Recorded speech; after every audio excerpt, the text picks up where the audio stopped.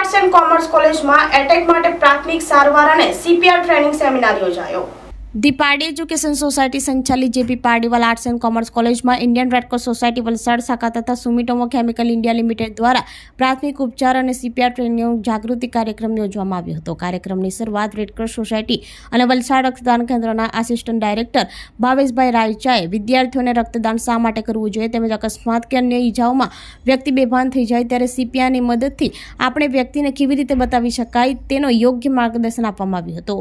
ત્યારબાદ વલસાડ રક્તદાન કેન્દ્રના ફર્સ્ટ એડ ટ્રેનર ડોક્ટર અભિષેક મિસ્ત્રીએ પ્રેક્ટિકલ કરીને વિદ્યાર્થીઓને સીપીઆરની ટ્રેનિંગ આપી હતી તેમજ વિવિધ સંજોગોમાં આકસ્મિક આવી પડેલ તકલીફમાં પ્રાથમિક ઉપચાર દ્વારા વ્યક્તિને તત્કાળ રાહત કેવી રીતે આપી શકાય તેનું માર્ગદર્શન આપવામાં આવ્યું હતું।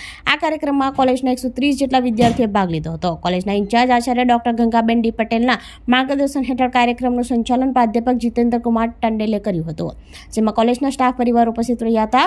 સુમિટોમો કેમિકલ ઇન્ડિયા લિમિટેડ કંપનીના ફંડમાંથી વિદ્યાર્થીઓને જરૂરી કીટ આપવામાં આવી હતી।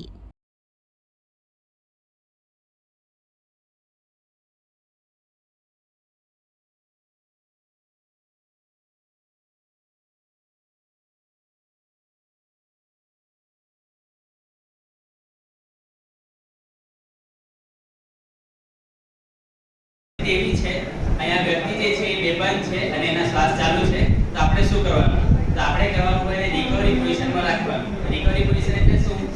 એને ગોળી પર સુડાવવાનું, કોઈ પણ એક પર, ડાબે પડખે અથવા તો જમણે પડખે, જે આપણે સૂઈએ એ રીતે, હા ને?